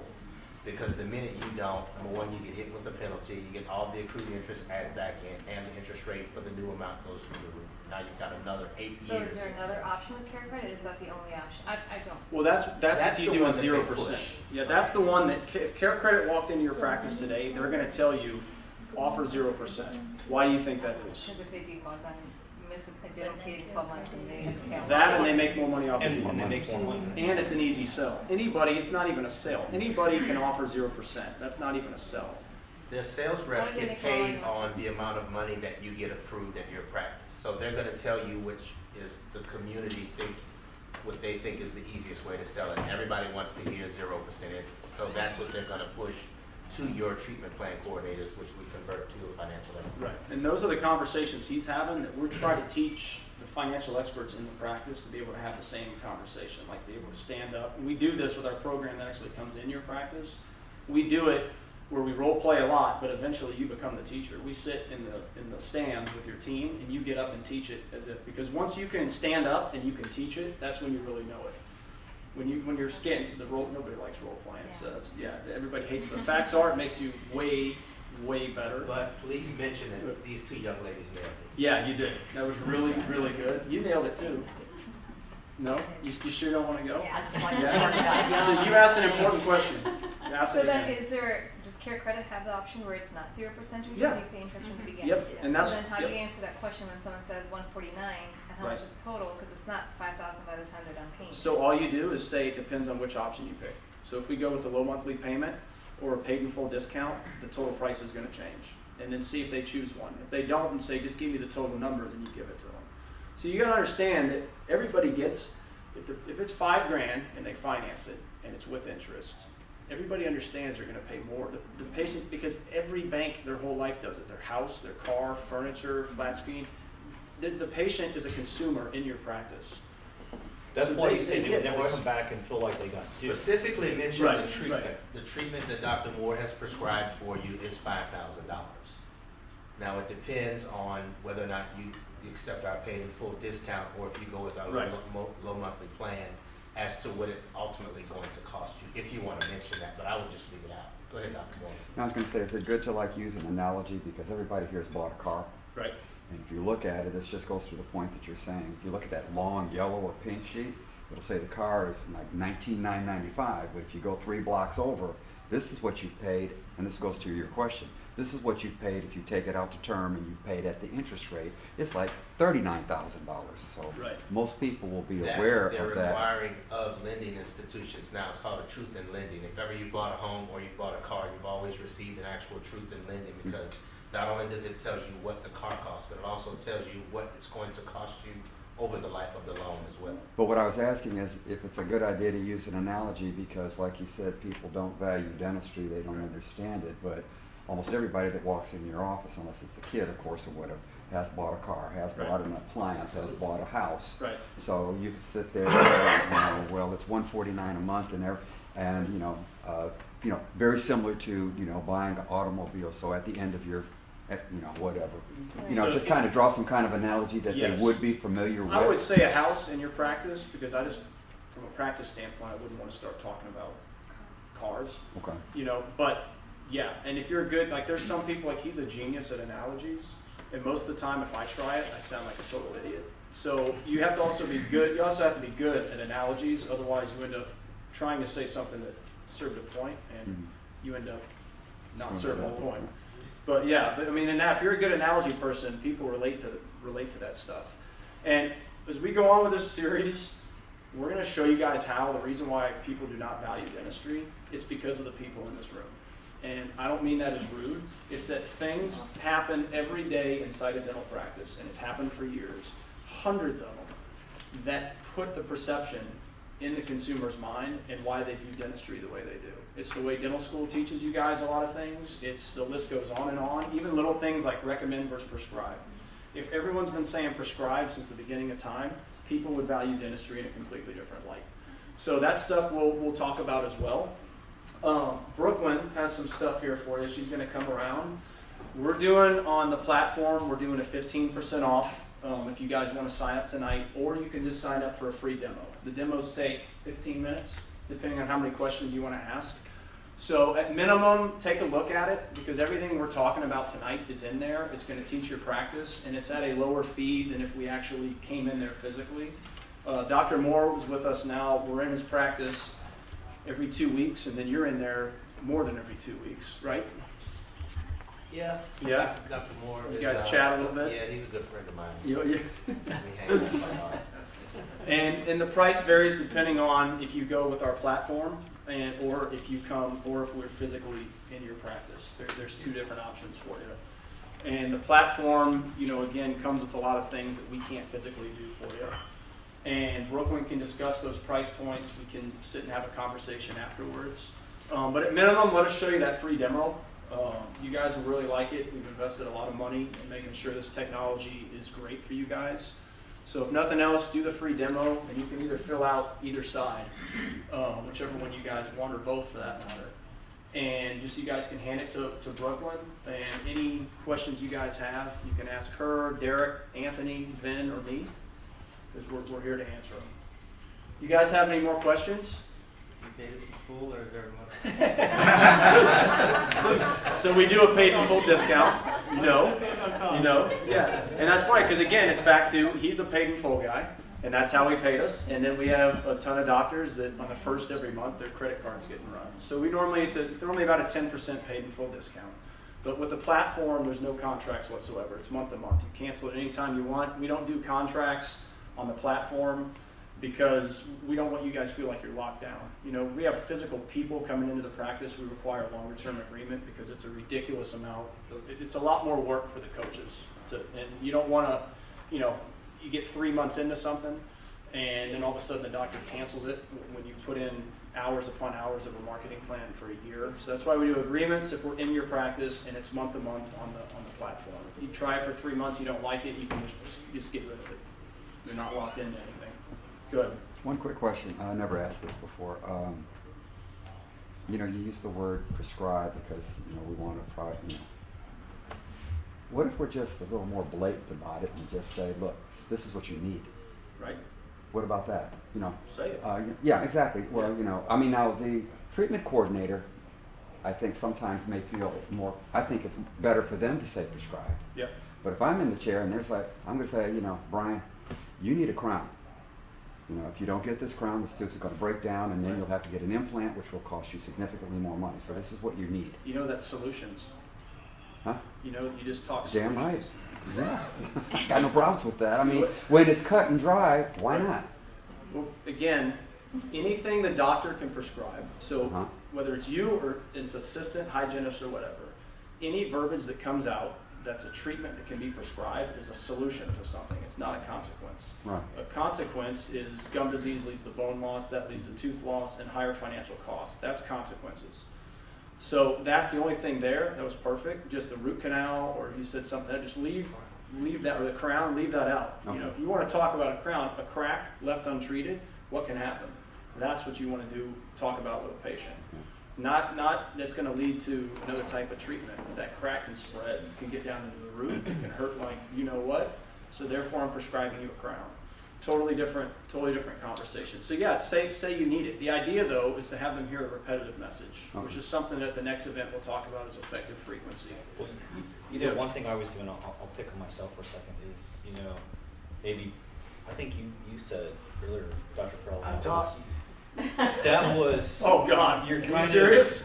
You're going through and you're kind of prejudging the patient based upon can they afford it, because we talked about that. Right. You can't do that. So then, I don't do this anymore. We actually kind of just changed the paradigm, you know, for our practice. But I used to do that, where I would have this, well, let's watch and track. Right. And after a while, you know, you sit there and go, well, what are we watching? We're just Right. going to watch it to, you know, we're going to watch for it to get bigger. So Yeah. if I say, yeah, you got a crack in like, you know, tooth number 15, Right. let's just keep an eye on it. We'll dance around it. We'll build a relationship. We'll get you back in 6 months, and then boom. So we plant the seed, and then we'll do it in 6 months. But Right. then, where's the sense of urgency? Right. So, you know, now it's kind of like, well, we've got a crack.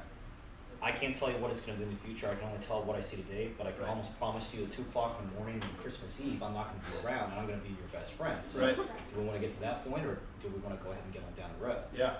And so that's our sense of urgency, or, Yep. or I guess the prescription part that we're Yeah. trying to utilize in the back, so that when we get to the front, then that patient's kind of hearing it for the second time, Right. or you know, in some cases like the third time. Yeah. So And my question would always be, have you ever watched something that ended up getting better? yeah, Right? I mean, I mean, what's the only part of the body that doesn't heal itself? The mouth. yeah. I think what So, we I all mean- need to work on is verbals that are scripting Mhm. that would lead us down that consequence road. If, Right. well, what did Dr. Krell just say? Well, he just said if you, this left untreated can lead to this, and that. Right. Is what you're saying is more effective for them to hear, oh my God, Absolutely. it's a root canal or possible extraction than just get a crown done?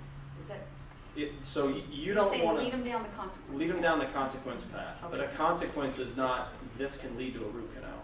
Root canal is a solution to a problem. But in most people in dentistry's mind, that's a consequence. It's a solution. So if a doctor can prescribe it, it's not a consequence. That's the way you catch yourself. If what I just said, is that something Dr. Krell could have prescribed? Yeah, it is. Okay, it's not. A consequence is gum disease leading to bone loss, if left untreated. Bone loss leading to tooth loss, if left untreated. And that's going to cost you way more money at that point than to let us go ahead and straighten them now. So I'm prescribing you Invisalign.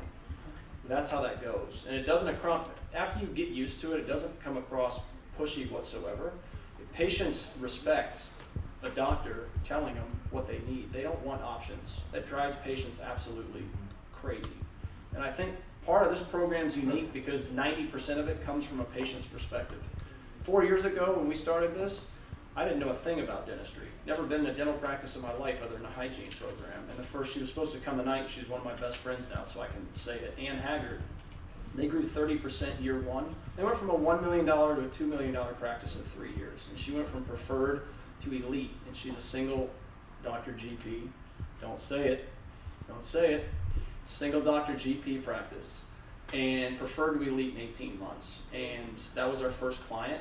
And had never been in a dental practice before. We put together a program coming from the patient's mindset. Things we hate about going into practices. Things we don't like that you do. Things that if you want us to show up, the things you need to say to us on the phone. Things that if you want to close us when we're there, things you need to say to us. So it's coming from a completely different perspective than any company that I know of who have all been in the profession. We come from without it, you know, and it's a business is a business. Whether you're a chiropractor, a dentist, an oil and gas company, or Best Buy, all the same fundamentals apply. You just sell something different inside your doors. And that's the way we viewed it. I mean, we could pick this program up, put it in a restaurant, they would grow 30% year one because it's the same business fundamentals. But I still say, as far as a treatment consultant, that it has to start on the chair. Like if there really isn't urgency from a dentist, right, and even the assistant, that they make it like twice as hard for us to be able to close it. 100% correct. Like it's just almost impossible. And you're even in a better spot where we teach it. It has to start the first time they call your practice. The person answering the phone has got to know their you know what, because that's when the value starts. And our new patient telephone call, it weeds out a lot of people that would have no-showed you anyway. Just because you're close, your sell obviously is to get them on the schedule, but you also want to make sure that person actually intends on showing up. So there's little things you can use verbiage-wise that get people to end up not scheduling, and you're weeding out excuse the verbiage, you're weeding out the crap, and you're bringing in the value. And that's what our whole practice is about. We've had a lot of practices go from 50 new patients a month to 30 and double their production. But we say that, and doctors, I think, sometimes get scared. Because what you've always been taught, we always wanted, give me more new patients. I want more, which we do, but we give you more of the right ones. That's the difference. Meanwhile, the program gets rid of some of the ones that are bad habits in your practice as well, just from little tweaks. Make sense? Good. We don't do this, but what are your thoughts on a new patient that you, obviously the referral source, depending on who's referred them or whatever, someone we don't know and they found us online or whatever. Right. Of asking for a prepayment Over the with phone? a credit card to reserve the appointment. So that answer's on the platform. Oh, I'm just kidding with okay. We have Ann that I was just talking about. That's the way her practice does it. Where basically they are taking a credit card over the phone to basically reserve the appointment. And she can do that because their practice. Your staff has to be really strong really good to make that work. They've been with us 3 years. It works very effectively. Yep. So it's an I was excellent just curious idea. what y'all thought about it. You just have to have the team and To the be able to script. execute And it. the script's a script until it's not a script anymore, so. Right. That's yeah, Tuesday you have to be orientation. strong. I was just thinking of that because, Yep. I called to make an appointment for my daughter at this wellness clinic, and they're like, well, we can reserve this in 6 months or something for $175. I'm like, well, okay, here's my card Shows number. they're busy, You know, right? but Yep. anyway. Well, every, whether it be a 5-star hotel, an awesome restaurant, or whatever, the best of the best all have very strict no-show policies. Very strict, because they know they're frickin' awesome. And they portray that in everything they do. The ones that beg for the business, whether it be a restaurant, beg for the business, but the ones that are quote-unquote lower quality, none of them have no-show or cancel. You don't have to put a credit card to reserve a reservation because they're not that great. So that trick works, not a trick, I hate saying that, but it is. That works if you pull it off right, like he was saying. Good. It's a tool. Yeah, that's a much better word than trick, right? Yeah. I say that sometimes. I don't even mean it. It just kind of comes out. So, and that is on there's every objection you can ever think of being asked by a patient is on that platform. There's a whole series of, hey, if a patient says this is what you do. Now let's role play it. It's a series of I mean, was there 30 videos right now? Well, 30 in production. In production, yeah, on our way to probably about 200. hundreds. Yeah. But that's the same, like tonight, this topic, we could talk about it for 5 hours because, you know, if the patient says this, it takes you down a whole nother path, and that's a whole event on its own. So next month we'll have one again, and hopefully you guys keep coming and enjoying the part 1, part 2, part 20 series that we're going to go through. And schedule a free demo or get started tonight, either one, and let Brooklyn know which one you want. Just fill out one or the other side there, and we'll contact you, get the demo scheduled. And it's just a go-to meeting. You can be at your office in front of your computer at your house. We just do it right over, or we can come visit you at the practice. Either one, whatever you guys want. Any other? How are we doing on time? Oh, depends on what time you want to leave. Okay. Well, I'm fine. I'll stay as long as you guys want to stay. It's normally a good indication if you guys stay past the 8 o'clock time, because there's events where people are out like at 7:59, and as a speaker, you're like, oh man, that was not good. You know, but people are willing to stay. You know, it's a good sign. So, any other questions? Because I'm happy to stay here for as long as you guys want. Or if you're ready to get out of here, I understand that too. When you said payment for the reserving and the terms for a new patient, Mm-hmm. is that like a refundable reserve, or is it towards their visit? Like if it's a PPO patient, it's a new patient, a lot of Right. times their exams and x-rays is a covered It's just benefit. basically if they no-show you, you hit their credit card for whatever your no-show policy is. Okay, so it's just like a 25 Right. or whatever dollar to reserve the appointment just in case they no show. Right, correct, right. And that's, you know, when we had our orthodontic practice in Sugar Land, our no-show policy was for whatever the time the doctor was worth. So the doctor, say your time's worth $450 an hour, that's what our no-show policy was. Yeah. But we had 0 no-shows because our team knew how to say it to where it made the patient feel special. And once you're trained on that, you can charge whatever you want. Because $25, people would rather not go and pay $25 than have that be a reason to show up. So you want it high, but you have to portray yourself as a high-end customer service. You have everything in the practice, you know, together as one to be able to pull it off. Go ahead and give them an example of a doctor that we worked with without mentioning names. Okay. As far as Had a no-show when we showed up of Oh. about 206 patients a month. It's an orthodontist that had a no-show the month prior to us coming in, and 206 patients no-showed her for the month. And so we implemented what was it, 175? yeah, it's 175. Implemented 175, and within 2 months, we got that down to what, 40? Yeah. Yep. I mean, the thing is, the no-show policy, we've had this discussion, Dr. Moore, have it with Hagen all the time. The no-show policy, reducing your no-shows is the single easiest thing to do, but for us, it's the single hardest thing to convince the doctor to implement it, because almost 80% of our doctors refuse to implement what we believe on the no-show policy. Now, in fairness to us, okay? Mine and Hagen's too. Right. I just don't believe in charging for someone who hasn't stepped foot in the office yet. I have a no-show policy, and Right. I give them a couple of no-shows because we're all humans. Stuff will happen. I mean, look at the the floods. Right. You know, I'm not going to charge those people because they couldn't make it in, things like that.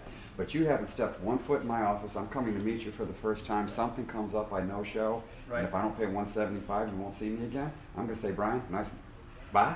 Well, you waive it. That's the whole Oh, point. okay, Yeah, okay. you waive it. You're not going to charge them in that situation. I mean, can you imagine there's a tornado and they call? Well, no, and no, say, I'm "Can't just show up." saying, Well, we're I'm charging. just saying my argument was with the new patient that hasn't come in your office yet. I have no issues with the current patient. It's the new one, the So- one you haven't seen. Were you going to say I would something? agree. Jump in. Just coming from, I'm not a dentist. I will never get to Sure that you are. place to be a dentist. So coming from a patient's perspective, everybody's familiar. When I go see my massage therapist, I have to give them my credit card. I know what their cancellation policy is. It's 24 hours before. So when we're talking about a no-show policy, it's not those that call you and say, my house is flooded, I can't get to you. That we understand. That you can reschedule. That's completely. It's those that don't call you. You know you called and left them a message, sent them an email, sent them a text message reminder the day before, and they did nothing. They know that a lot of companies, not just dentists, a lot of companies now require you to provide some type of financial commitment Right. that you are going to be there. It is their responsibility, after you've done everything you need to do as a practice, to follow through on your policy, to call, to email, send a text message, and then you can do exactly what you're talking about. Waive it.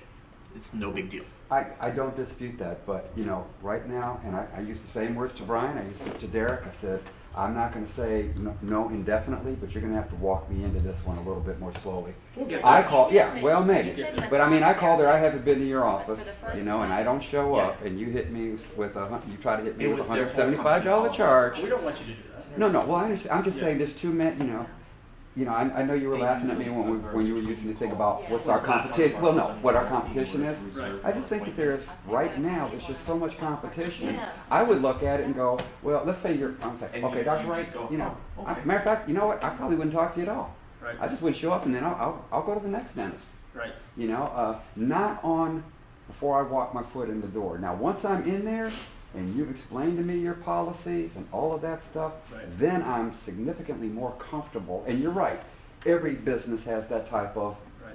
plan. I was just in reference to, I haven't seen you yet, it's Yeah. gonna be my first visit.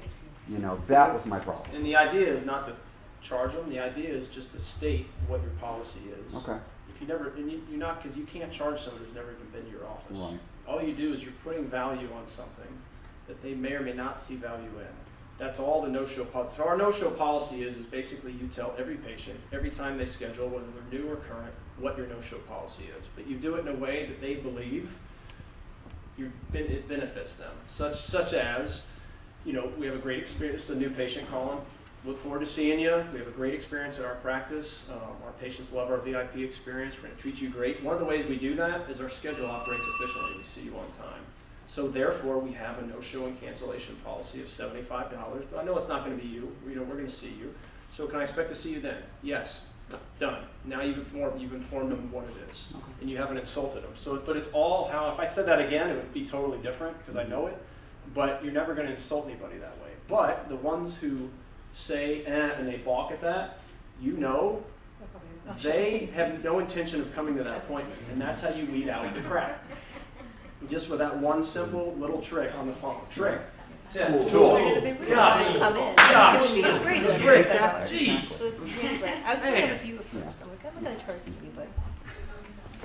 Tool, trick, what? No, tool. Huh? Yeah. No, tool, I agree. Like I said, I didn't say no, I said, Maybe. let's revisit it, yes, Right. that's all I suggested. So you want to revisit it right now? Yeah.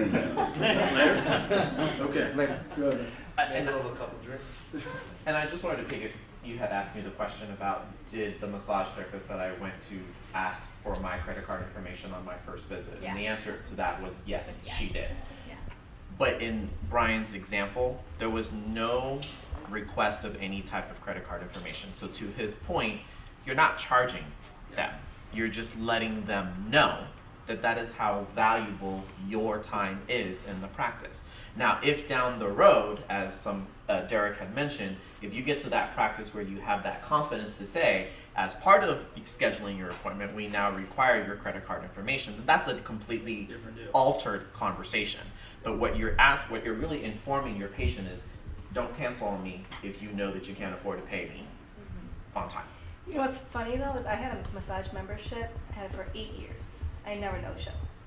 I don't know if you've heard of pregnancy brain, but I definitely had it when I was pregnant. And I completely... Well, I thought that was the name of a place. No, it's actually a true thing. And like, I've never missed an appointment in my life. I love getting massages. And I completely forgot I had this appointment. Completely forgot. They reminded me, but still the day of, I completely forgot. They charged me the full cost of the massage. Okay. I have been a customer for 8 years. I tried to get it reversed. They didn't. I canceled my membership. Well, that's ridiculous. Because I said Yeah, I've never no-showed in 8 years. Right. And I'm like, I'm really sorry. I literally forgot. I didn't Yeah, that's I would never do that. I'm a dentist. I don't Yeah. appreciate people no-showing on me. Right. And I asked for a reversal, and they didn't. I And they canceled my wouldn't do membership. it. That's more of a ridiculous. customer service. So the point of that is within reason. Within reason. As we have, first of all, the no-show policy is not to charge them. It's to put value on something, again, that they don't necessarily see value in. So just by doing that, it increases the chance they show up. But yeah, if you get a call that says, whatever, I'm sick, or I have pregnancy brain, or whatever, then you're gonna waive it. You know, but if it's the same person saying they're sick all the time, then eventually you're gonna you're going to charge them. So it's not about charging them, it's just about putting value on something Yeah, that they that don't see office value that in. we had the 206 no-shows in 1 month that went down to 40, we had to call existing patients and tell them about our new policy. Yep. There was a patient, and we were there when it happened, we were there in the office when there was a patient that walked in and literally threw her retainer at the doctor. So don't Yep. think that you're gonna be everybody's best friend when you implement this plan. Right. Was she late or did she no No, show? she was she was one of those people who was religious with showing up late and missing appointments. And she's the one who threw the retainer? Yes, she Yes. was very upset It's because she had gotten accustomed to coming when she wanted to, and she felt like as long as she was making her monthly payments, that the doctor should see her whenever she decided she wanted to show up. even though the She other patients kindly didn't walked get seen in on and time. threw her retainer at the doctor because of the new policy. And we were there. I actually ended up with the doctor and that patient in a room handling the situation for them, and you get all kinds, you know. But that doctor is better off having that patient Sign on. gone. You know what? So, Transferred out. and that's the minority. That's like literally maybe. That's an exception. Yeah, that's an exception. So don't. It's, chances of it even happening to you guys are nothing. May happen to you. Probably. Yeah. Well, I think if the situation was right and it was presented appropriately, you could probably use it to build value, You could. you know. Absolutely. Like you were saying, you gotta have a tight team. Yeah, you do. The verbiage has got to be right. The whole, if you don't show, it's $150. Take it or leave it. Verbiage doesn't work too well. Then you'll have a problem with the new one. But you know, Brian, one thing too, I don't know, you said your practice has just been a couple of years or something, or you've only been at that location? Yeah, about 15, 16 months, yeah. Okay. See, when I started, and we won't go into how long that was, you know, I did a lot of things to build my practice, which now I'm seeing from your presentations, you know, were the wrong ways to start. Right. So, for example, many, many years ago, maybe every dentist did that, I don't know, but it was routine to, you know, charge for exams. Right. New patient come in, we're going to charge you for the exam. Well, decades ago, you know, I stopped that. I would even advertisement. Right. Initial consultation free. I mean, See it. my examination just went through the roof. I mean, they were just, I was getting, you know, it was a huge thing. It was before it became a thing. Right. And, you know, the low monthly payments, in-house stuff, I mean, I was doing that stuff 20 years ago, Yep. easily. It was as a way to